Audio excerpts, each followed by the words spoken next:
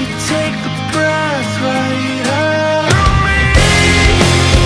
You left the hole where my heart should be.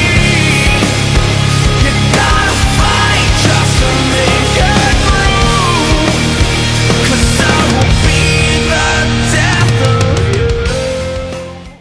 Right guys, it's MBZ back here, and we have a heated battle here between me and ShaunK from LLC, and this is part of the ONM versus LLC war.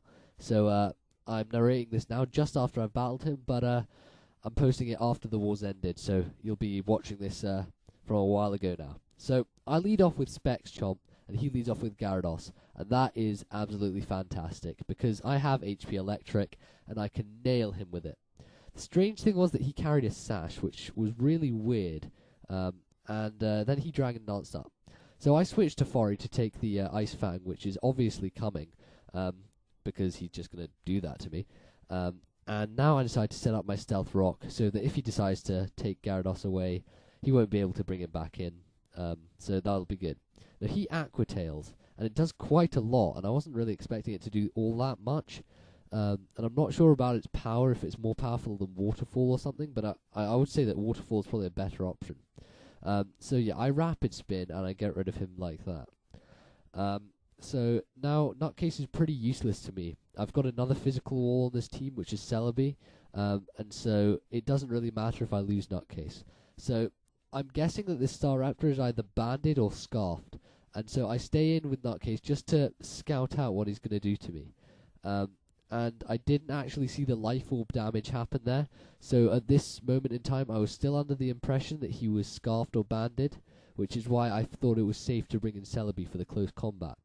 But he decided to Brave Bird, and that caught me off guard, and I luckily lived it with 72 HP, and I get him paralyzed, which was good. Now I can just finish him off with Psychic, but he gets paralyzed, and there's no way he could have been faster than me after paralysis, which means he must have been packing a priority move. I'm not sure what that would have been. It must have been like Quick Attack or something. So he brings out Tyranitar, and I'm really afraid of the pursuit. So I stay in, fearing that he's banned T-Tar, and I T-Wave him. And luckily I get the Power Hack, so that was good, because it meant I got to scout out his leftovers and see that he wasn't in fact a banned or anything else T-Tar, that he was just bulky. So I recover up, and he crunches me, and I live it quite well. And I'm thinking if I get a Leech Seed off when I predict the paralysis, I can just recover and stall him for a bit.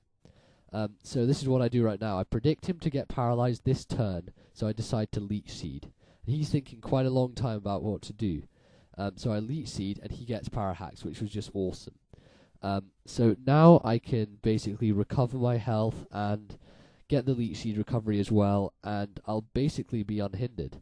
The only thing will be PP stalling, because I'll just lose out on recoveries, or if he gets a crit with Crunch, which would be gay.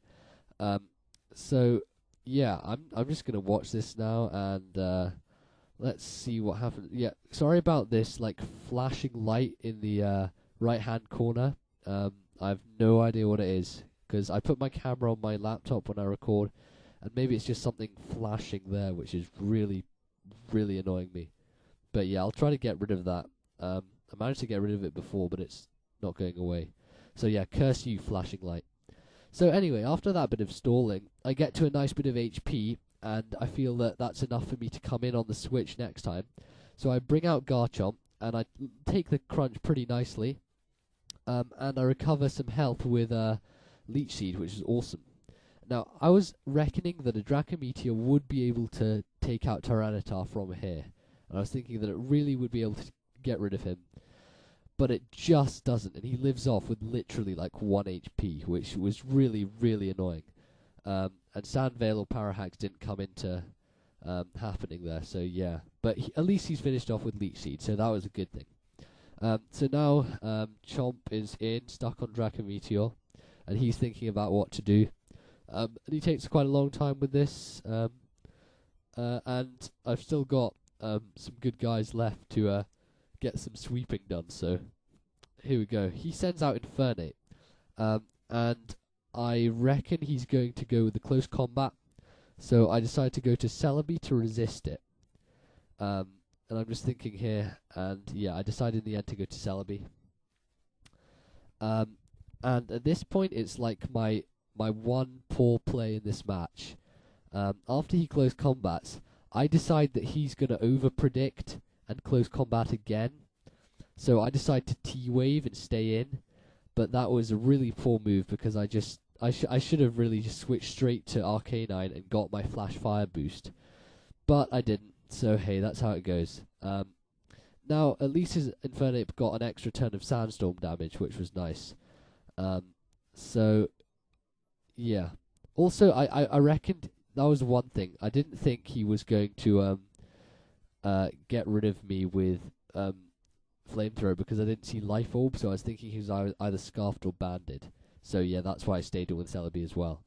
But yeah, I bring in Arcanine, and thanks to the defense drop from close combat, I'm able to finish him off with extreme speed. And then he brings in Registeel. I presume he has basically no one left who can take on Arcanine because I just rinse him with an Overheat, and he just goes down, falls into the hole. And then he finishes with a Pinsir.